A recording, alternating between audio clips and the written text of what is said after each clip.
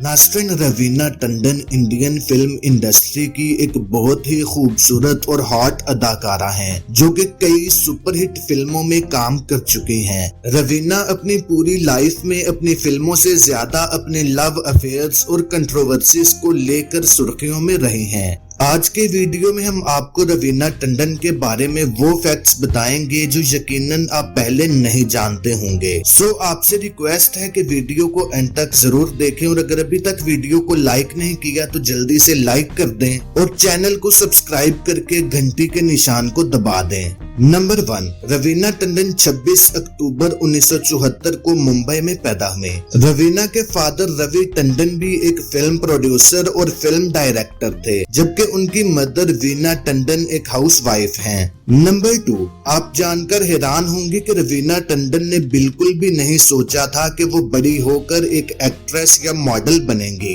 वो पढ़ लिख कर एक कारपोरेट जॉब करना चाहती थी और शादी करके घर बसाना चाहती थी, लेकिन चूंकि उनके फादर एक डायरेक्टर थे तो वो उनके साथ उनकी शूटिंग देखने जाया करते थे। वहीं से दूसरे डायरेक्टर्स उन्हें देखते और उन्हें काम की ऑफर करते, लेकिन रवीना अभी इस इंडस्ट्री को ज्वाइन करना नहीं चाहते थे। I never thought ever that I would do movies. I did never ever grow up thinking or standing in front of the mirror and saying, "My God, I'm going to be a heroine one day, or I'm going to be an actress one day." And it just sort of happened. Number 3, Raveena Tandon ने अपने career का आगाज सलमान खान के साथ film पत्थर के फूल से किया।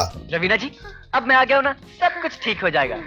मेरा नाम है प्रेम खुराना। पहली ही फिल्म कामयाब रही और रवीना का करियर चल पड़ा। हालांकि इस फिल्म के बाद रवीना की लगातार 6 फिल्में फ्लॉप हुई और मीडिया में उन्हें जिंक्स कहकर बुलाया जाने लगा, यानी कि बैड लक। पत्थर के फूल के बाद देख लीजिए, पत्थर के फूल के बाद there were about 6 or 7 films that flopped one after the other. The media at that time called me a jinx.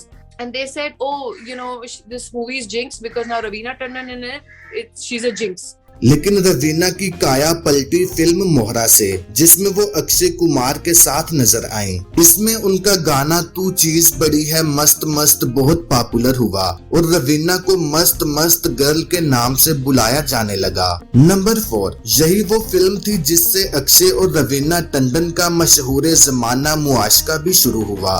Raveena बुरी तरह से अक्षय के इश्क में पागल हो चुकी थी, लेकिन अक्षय उस जमाने में प्ले बॉय कहलाए जाते थे। अक्षय ने रवीना के साथ एक मंदिर में जाकर मंगनी भी की, लेकिन ये मंगनी सिर्फ एक धोखा था, क्योंकि अक्षय उस वक्त एक साथ 3 अदाकाराओं को डेट कर रहे थे। रवीना इस ब्रेकअप से बुरी तरह से टूट गई, यहाँ तक कि उन्होंने मीडिया पर आकर भी अक्षय को बुरा भला कहा। एक लंबे अरसे तक तो दोनों एक दूसरे की शक्ल देखना भी पसंद नहीं करते थे, ताहम अब दोनों के दरमियान दोस्ती हो चुकी है। रवीना ने बताया कि इस बात को अब जमाना बीत चुका है और हम दोनों ही अब शादी करके मूव ऑन कर चुके हैं और अपनी अपनी लाइफ में बहुत खुश हैं। Kids in colleges and all girls are changing their boyfriends by the week.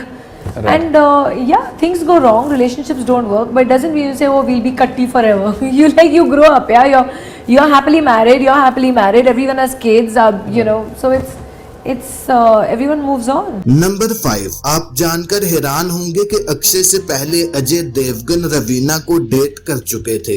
Raveena और अजय कॉलेज के जमाने से एक दूसरे के दोस्त थे। अजय की बहन रवीना की करीबी दोस्त थे, सो रवीना अक्सर ही अपनी दोस्त के बहाने अजय से मिलने उनके घर जाया करते थे, लेकिन दोनों ने खुल्लम खुल्ला एक दूसरे को डेट करना तब शुरू किया जब वो फिल्म दिलवाले की शूटिंग कर रहे थे।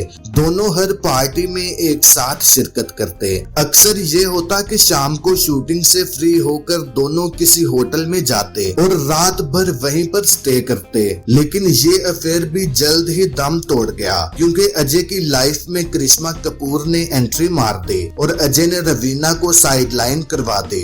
रवीना ने मीडिया पर आकर अजय के लिखे गए लव लेटर्स तक दिखा दिए। रवीना का कहना था कि अजय और करिश्मा के बच्चे पैदा होंगे तो वो ज़ेबरा के जैसे नजर आएंगे, क्योंकि अजय का रंग काला है और करिश्मा का गोरा। वहीं अजय का इस पूरी सिचुएशन पर यही कहना था कि वो रवीना को जानते ही नहीं हैं। No, it was not childish because at that time I was very deeply hurt because here was someone who was in college with me and then suddenly turned around and said, oh, I don't know her at all. So that came as a shock to me, that when you call someone a friend, how can you just turn around and say, oh, I don't even know her.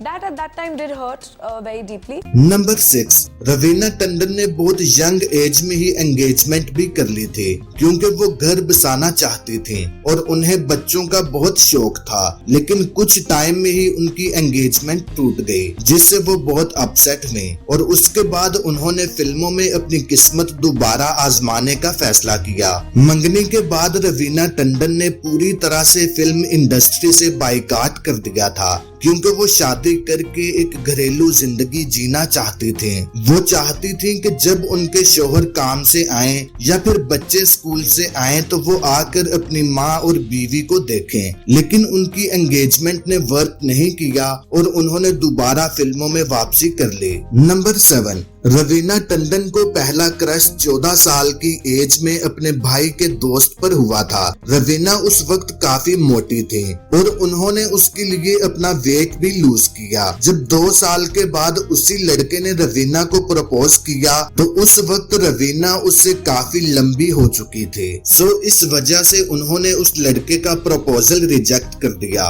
Number 8, Raveena को शुरू से ही बच्चों का बहुत शौक था। सो जब उनकी एंगेजमेंट टूटी तो उन्होंने 21 साल की एज में अपनी कजन की 2 बेटियों को अडॉप्ट कर लिया। अब वो दोनों ही बेटियां जवान हो चुकी हैं और रवीना उनकी शादी करके उन्हें सेटल कर चुकी हैं। अब उन दोनों ही बेटियों के बच्चे हैं। यूं रवीना टंडन अब नानी भी बन चुकी हैं। नंबर 9, जिस वक्त रवीना टंडन ने उन बच्चियों को अडॉप्ट किया उस वक्त अडॉप्शन का ज्यादा ट्रेंड नहीं था और मीडिया भी अपने हिसाब से चीजों को तोड़ मरोड़ कर छापता था। सो काफी टाइम तक उन्होंने मीडिया से ये बात छुपा कर रखी ताकि कहीं वो यही ना छाप दें कि ये रवीना की नाजायज बच्चियां हैं। लेकिन फिर कुछ एनजीओस ने उनसे कहा कि आपको ये बात लोगों को भी बतानी चाहिए, इससे लोगों को मोटिवेशन मिलेगी कि वो भी बच्चों को अडॉप्ट करें। So in those days, a scandal could be created out of anything. So when I did adopt the girls, initially I did not talk about them at all till they passed their 10th standard. And after 10th standard, they started hanging with me on my shoots. And then सब पूछने लगे कि who are these girls, के who are they? And then I would start telling them, okay, this is how it is. Because initially you were so scared कि magazine वाले क्या लिख देंगे पता नहीं, कि इसको secretly बेबी हो गया, कहीं ये बेबी किसका बेबी है, फिर कहाँ से बेबी लेके आई, ये सब it was that जमाना। नंबर 10, फिल्म इंडस्ट्री में आने के बाद रवीना टंडन को पहला क्रश ऋषि कपूर पर हुआ, लेकिन वो ऑलरेडी शादीशुदा थे। उसके बाद उन्हें संजय दत्त पर भी क्रश था, लेकिन संजय उन्हें हमेशा छोटे बच्चों की तरह ट्रीट करते थे। My second crush after Chintu ji, it was Sanju, and I couldn't believe that I was working with him and doing 7 films with him, and he's seen me since I was a kid because our dads knew each other and everything.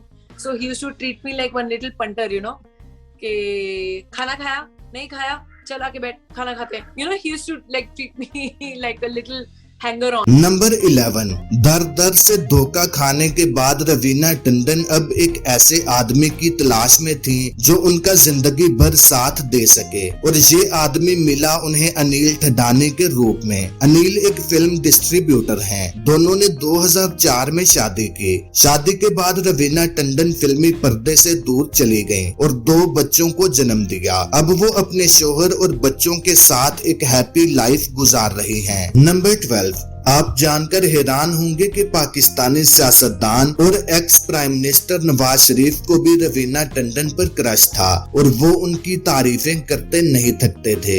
यहाँ तक कि जिस वक्त कारगिल पर महाज चल रहा था उस वक्त भी नवाज शरीफ रवीना की तारीफें कर रहे थे और इंडियन आर्मी अपनी तोपों पर लिख रही थी फ्रॉम रवीना टंडन टू नवाज शरीफ, और जब ये गोले पाक फौज की तरफ आते तो उनका मोराल डाउन होता। तो नाज़रीन, अब तक के लिए इतना ही। उम्मीद करता हूँ आपको ये वीडियो काफी पसंद आई होगी। अगर आप भी अपने किसी फेवरेट एक्टर या एक्ट्रेस के बारे में ऐसे ही फैक्ट्स जानना चाहते हैं तो कमेंट में जरूर लिखें। अगर आपको ये वीडियो अच्छी लगी तो वीडियो को लाइक और शेयर जरूर करें और मजीद ऐसी ही वीडियोस देखने के लिए मेरे इस चैनल को सब्सक्राइब करके घंटी के निशान को दबा दें ताकि नई आने वाली वीडियोस आपको बर वक्त मिलती रहें।